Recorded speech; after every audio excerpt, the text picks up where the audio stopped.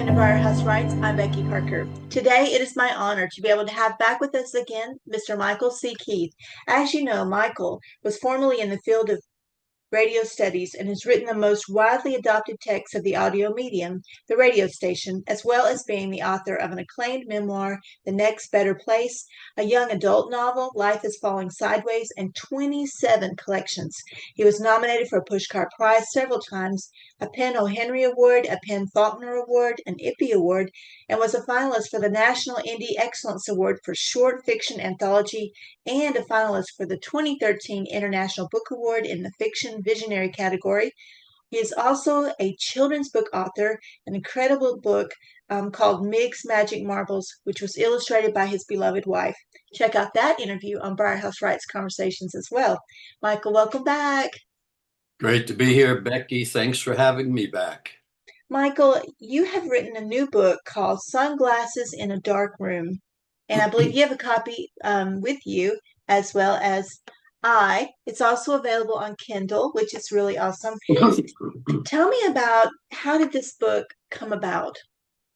Okay. Well, as a matter of fact, I have a new book with the same publisher, Silver Bow Publishing, called No Good News. And that'll be available probably within the month.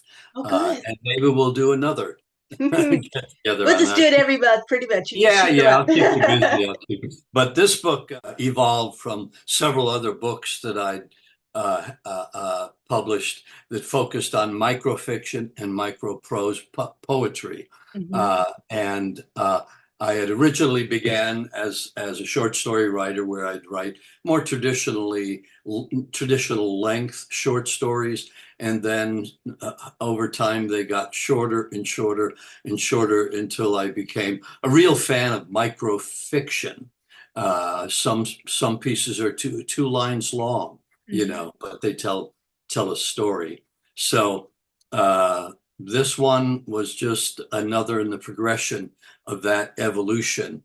And the new book, No Good News, is a continuation of that evolution. Well, and when you talk about your dedication, I thought it was very unusual. Your dedication says, I dedicate this to me. It has not been easy getting here. Tell us what you mean by that. Yeah, well, you've interviewed a lot of authors, and I'm sure you got the impression that, it takes a lot of blood, sweat, and tears to write just a single book. But you had said I was the author of 27 books. Well, actually, I'm the author of 35 Oh, fiction wow. Even books. better. So I guess what I was saying there is I've managed to, uh, uh, you know, sit up in bed and continue to breathe after 15 years of writing books, trying to find publishers and dealing with that whole process. Hmm. So it's tongue in cheek, the dedication, and it just struck me as funny. But it also struck me that there's some truth behind that too, and that yeah, I think after doing that number of books over 40 years, I've published 56 books. Yeah, yeah. So it's about, furthermore, at this point in time, I'm running out of people to dedicate things to. I even dedicated one book to my dog. I So, was going to say, have you ever dedicated it to an animal? But yeah. Michael, here's the thing. If as a writer you don't believe in you, then it's very hard to convince others to do it as well. Yeah, that's a cornerstone of any success at publishing. You do have to have confidence that what you've done has enough value and enough merit that somewhere along the line, some publisher is going to recognize that and then say, yes, I'll publish your book. It's disheartening because most authors go through countless rejections in the process of beating the bushes for a place to publish their books. And the big mega popular press are next to impossible. You have to have an agent, and you have to have an established agent to get books into those. So the majority of us depend on small indie presses Hmm. that thank God for them, Right.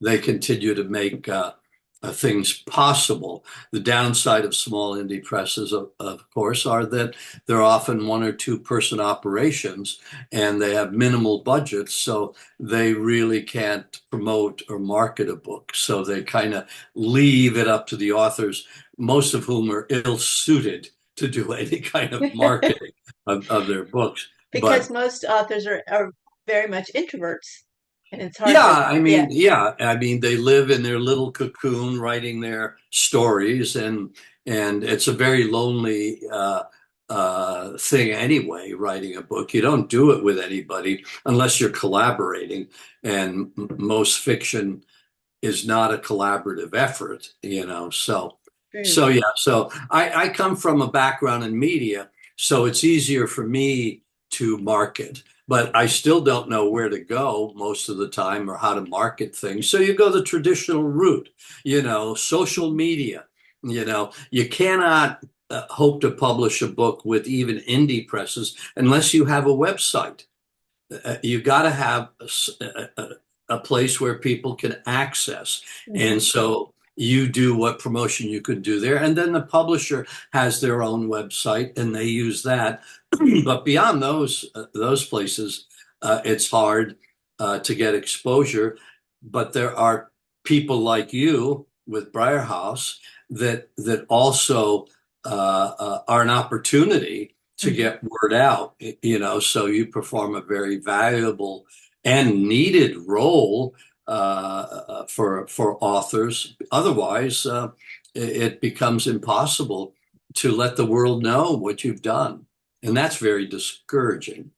Well, tell me about microfiction because a lot of people are unfamiliar with that term, and I know we've discussed it before, but just kind of share the waters again. What is that? Yeah, well, microfiction are stories reduced to the nth degree. I mean, to take a story and condense it down to its its essential wordage.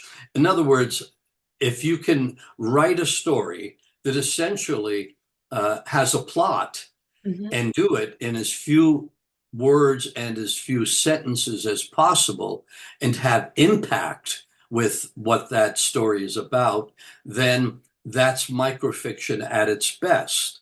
And there are some practitioners of it. To go back, I think of Charles Simic. And in the 1990s, he won a Pulitzer Prize for a book of microfiction. I think the book was 85 or 90 pages long, and they contained two or three or four line stories, pieces inside there. So it's a challenge when you come up with a thought or an idea to convey it in as efficient and as concise a manner as you can possibly do that. Most people don't want to do it that way.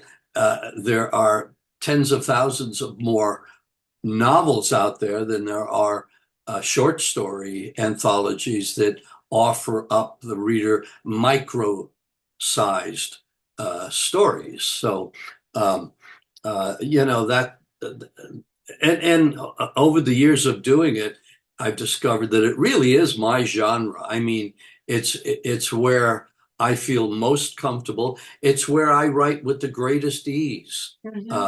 You know, like I said, I have the new book coming out, No Good News, which is 227 pages long.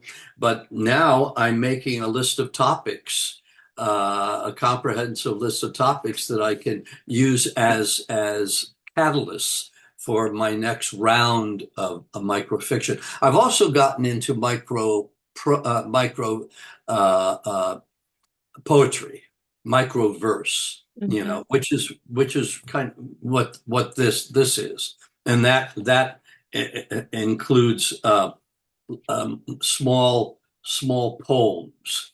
Well, Uh, Michael, can you read some of those for us so we get an idea yeah, of what that means? this is called The Invisible Man Speaks. The thing about being widowed is you don't feel you are here anymore. Who's to attest to your existence? Friends and relatives can't do that. Only your genuine soulmate can.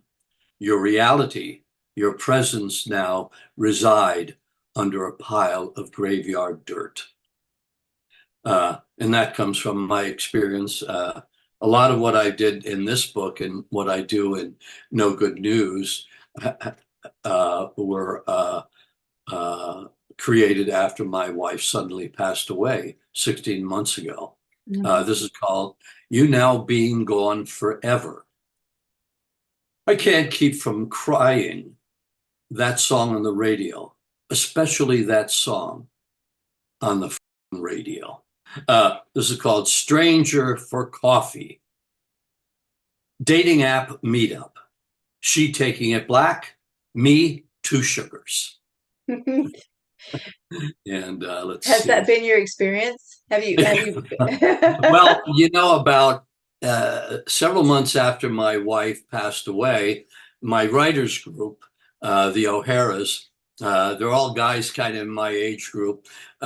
I had said to them, I'm not sure I can really feel fulfilled or happy if I don't have a companion. I was married for 40 years, and they said, well, the only way you're going to meet anybody is you probably have to go on a dating app. And when I heard that, I thought, no, I'm too old to go on a dating app. And they said, well, try it out. So I did try it out. And yes, I met a succession of very fine ladies, and we would meet for coffee.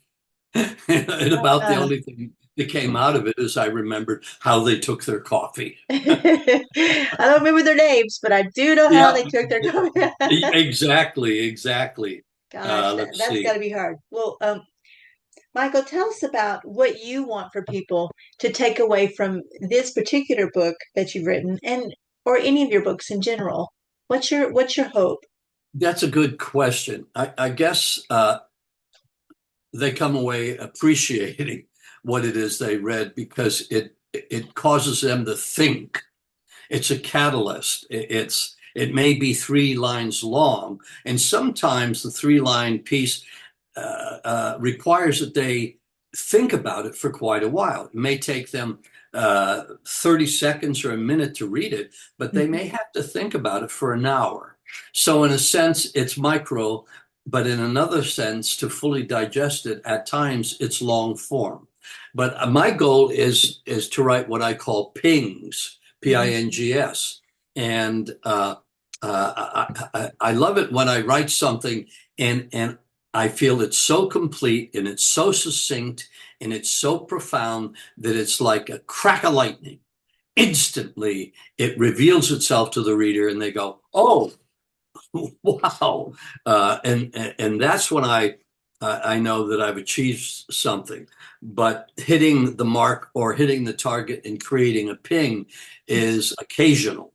You can still write good things, but hitting that ping, producing that ping, is, maybe someday I'll put all of what I think are pings together their own collection, and then put a warning at the beginning of this that this may leave you gasping for air. Call it white lightning. White lightning, yeah, that's exactly it. When you drink from these words, um, when you are writing, some have a hard time with what we call imposter syndrome. I heard a writer say that the other day, and I thought, well, do you ever have a defining moment in where you felt yourself earning that title, writer, or does it ever still surprise you when you actually produce a beautiful piece of work? Well, when you say imposter and imposter writer, uh, I'm not familiar with that term, and so my first reaction was a writer who is mimicking someone else. Do I have those times when I'm really exuberantly lifted and joyful and thank the gods for gracing me with something like that? I think all writers do. Now, maybe it's horribly subjective, and maybe the most of the world won't see it that way. But that's okay too. If you as a writer feel that, then that's kind of the payback for doing it, and strive to continue to do that. So I'm not sure about that term, imposter.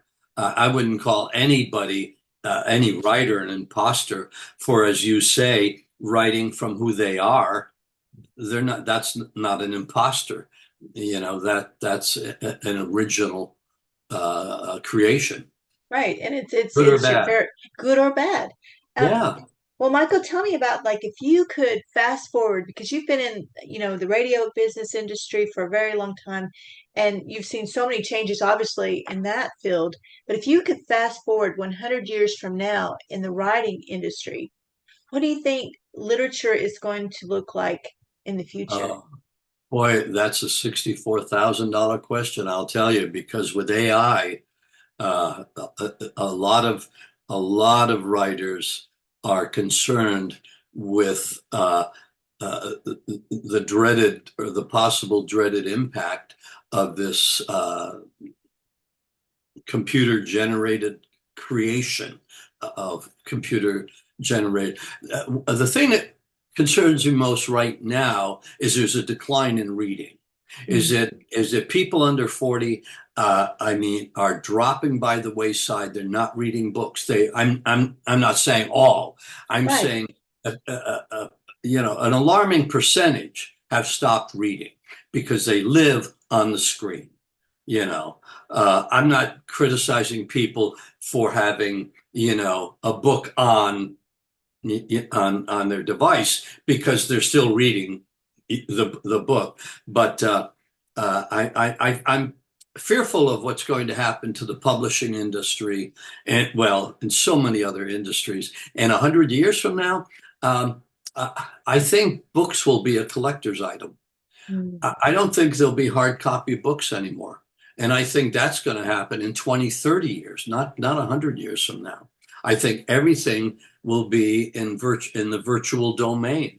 I think bookstores will be gone, and I think that's a terrible shame. It's a shame that young people are, I mean, I was a college professor for 40 years, and I saw a steady decline in the amount of reading my students were doing. And I taught at a really good university, Boston College. And every year I would say, after the summer break, okay, so who read a novel this time? And years ago it was we read 5 novels. At the end, uh, maybe 2 people out of 15 or 20 in the class would have read one novel. Wow. So that tells you what's happening. So I fear the loss of that medium, and I think it's tragedy. I think it's dumbing down people not to have to look at the page and create the images in their own mind.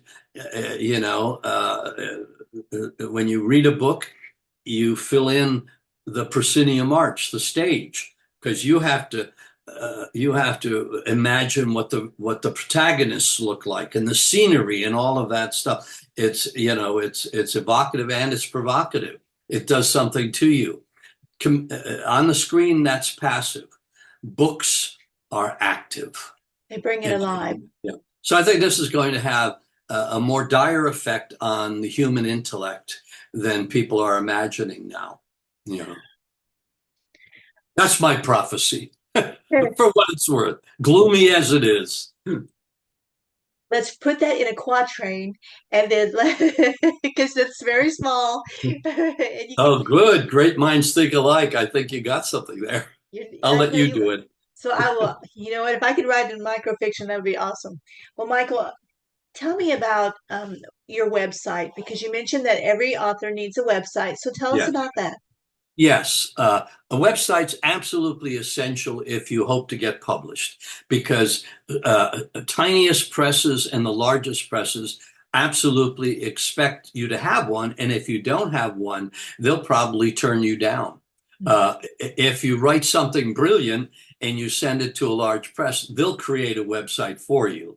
But if you go to small presses, they can't do it. They don't have the money to create it. And they'll just say, sorry, because we depend on your having a website to help promote your book. Right. So I've had a website for 30 years. But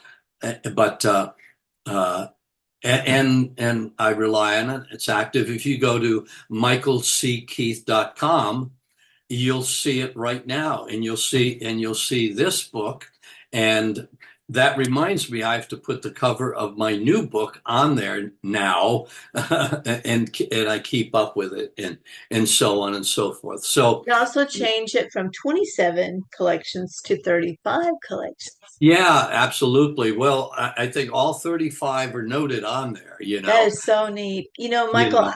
you had a fellow writer help you with that website. Yes, as a matter of fact, he was on with you. His name is Phil Temples, a wonderful writer, and he was like the systems manager in the computer department at Boston College, so he's really well versed in it. So he has helped with my website. He wasn't the original creator. I had someone else, but finally he did take it over. And at any time when I have a new title, I just send it to him, and boom, it's right up there. And I can refer readers, or in the case of the book, inside the book, in the bio section, it has my website there. That's So great. it's a tool, and so it's just something you have to have, you know. Well, Michael, it has been such a pleasure getting to talk with you today, and I wish you the very best of success in your writing. And can I give you a tip of the hat again for providing a way for authors to express what they're doing? That is so important. So thank you very much.